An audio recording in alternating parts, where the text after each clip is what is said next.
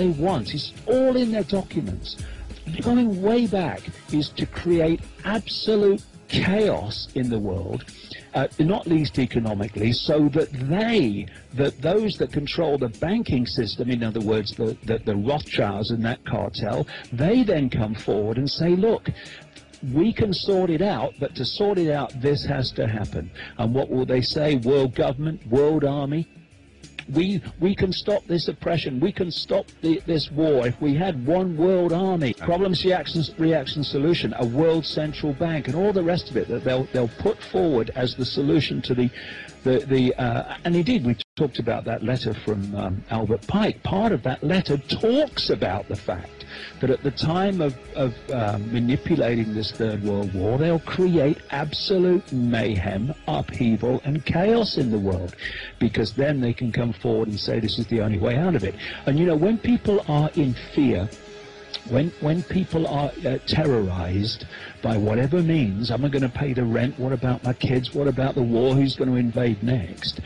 What they tend to do is why I'm saying we must keep calm, and we must keep ourselves together. We must hold on to our power, because once people are in that state of fear and terror, they give their power away to people they think can protect them. It's been long planned and it's been written in their documents. So what we're seeing is what we've been talking about all these years was coming.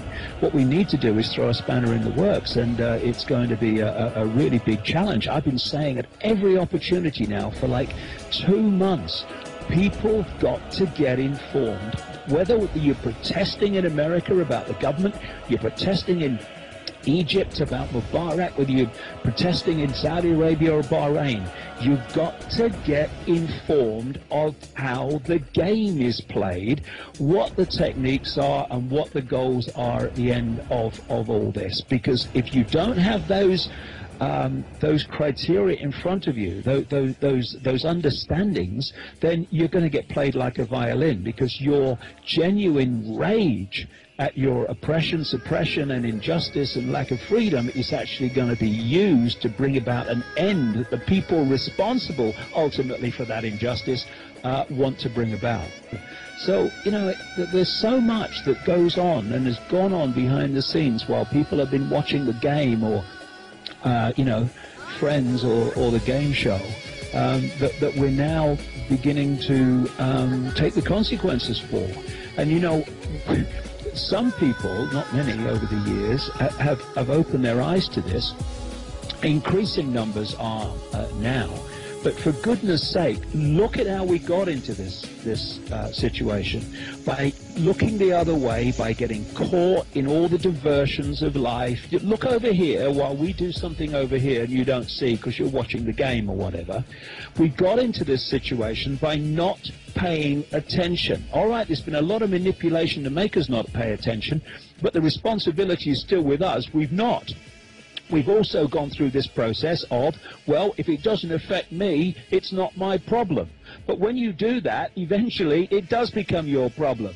And that's what we're seeing now. So please, people, those that have not been paying attention, those that have been looking the other way, those that have been saying, oh, it's not my problem because it doesn't affect me immediately, look at what's happening as a result of that. We need to change. We need to start paying attention. We need to start getting involved, and we start to realize that everybody's injustice is our injustice, because if it's not, in the end it will be when they've picked off all these other groups in society, all these other nations, all these other income brackets, colors and creeds and religions.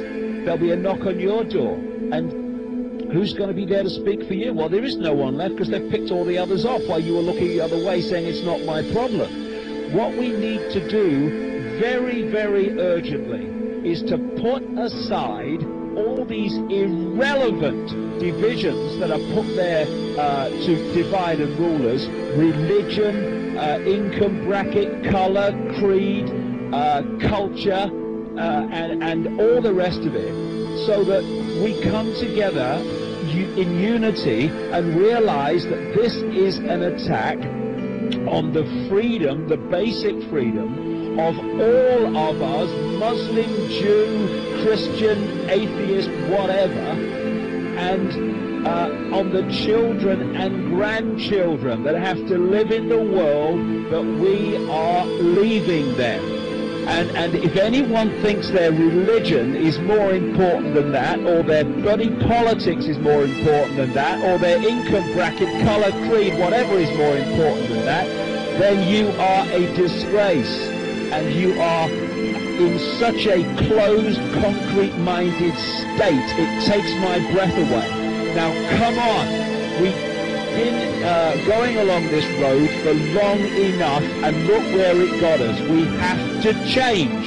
We have to start putting down the fault lines of division and realize we're all in this together, because they're playing now in the Middle East Sunni Muslims off against Shiite Muslims, just as they've played Muslims off against Christians, and Jews off against Christians and Muslims, and all the rest of it, like they play Republicans off against Democrats when they're two masks on the same face. We have to change, because if we don't, what they want will unfold, and what they want is absolutely horrific. It's time to stop being children in adult bodies and start to stand up together and face this. And if we do, we can bring it to an end, because we have the numbers. There are 7 billion plus in this world, divided and ruled through all these fault lines I'm talking about, but there is a handful, comparatively, of people at the core who are orchestrating all of this. Now, we, the 7 billion, have not come together in unity, because the few have divided and ruled us and set us at war with each other. Economic competition, military competition, competition for dominance of religion and belief system. When we let that go, the unity of the mass of the people can swamp the pinprick number at the core of the core who are orchestrating this. Time is now. Fork in the road is in front of us, and we have no time left to decide which way to go.